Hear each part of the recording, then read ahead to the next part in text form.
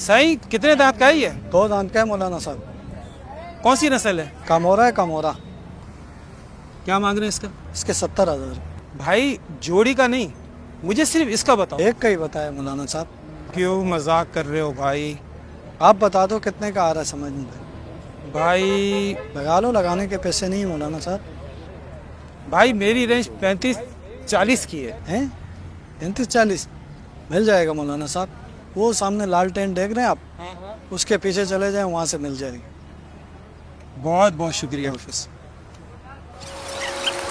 ला हौला वला कुव्वता इल्ला बिल्लाह।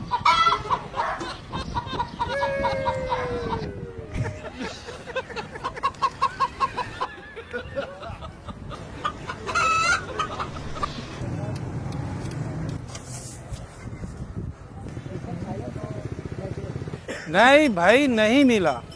मैं आपसे कह भी रहा था इस रेंज में नहीं मिलेगा, बहुत महंगाई हो गई है। मेरी जेब में 40,000 है, यहाँ कोई 70 तो कोई 80, 60 से नीचे आने की तो कोई बात करने को तैयार ही नहीं है। इंशाल्लाह देखता हूँ कुछ देर और, वरना फिर वापस लौट आऊँगा। यार एक बात सुनो, मैं आगे से आ रहा हूँ, एक बकरा लेके जा रहा हूँ। जल्दी है। हजरत देख तो ले।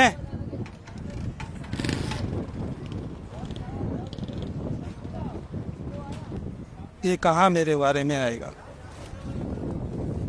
देख ले हजरत, अच्छा दाना है, शायद बात बन जाए। देखो बेटा, मैं घूम घूम के थक चुका हूँ, लंबी करने का मेरे पास बिल्कुल टाइम नहीं है। फाइनल बताओ क्या मांग रहे हो? हजरत मैं भी लंबी नहीं करूँगा, मुझे भी बेच के वापस घर जाना है। 1 रुपये भी कम नहीं करूँगा। 40,000 रुपये है फाइनल। क्या? 40,000 रुपये फाइनल है। दे दो बेटा। दे दूँ? हाँ हाँ दे दो। दांत वात देख ले। 2 दांत है ना? पूरा है पूरा। रस्सी खोलो।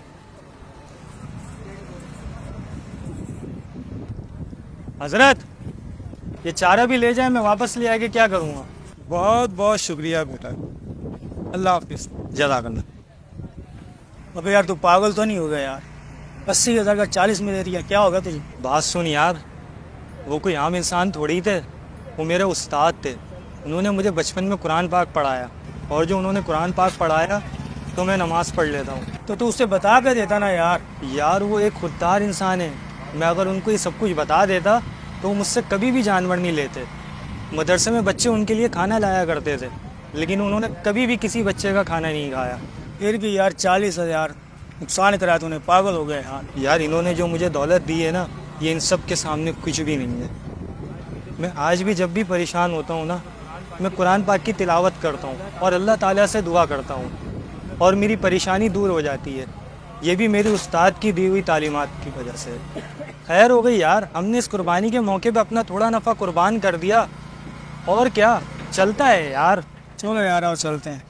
हमारे प्यारे दीन इस्लाम में असातिज़ा का मकाम व मर्तबा बहुत बुलंद है। इमाम बुरहानुद्दीन ज़रनूजी रहमतुल्लाहि अलैह फरमाते हैं, एक तालिब इल्म उस वक्त तक इल्म हासिल नहीं कर सकता और ना ही उससे नफ़ा उठा सकता है जब तक वो इल्म, अहले इल्म और अपने उस्ताद की ताज़ीम और तौक़ीर ना करता हो।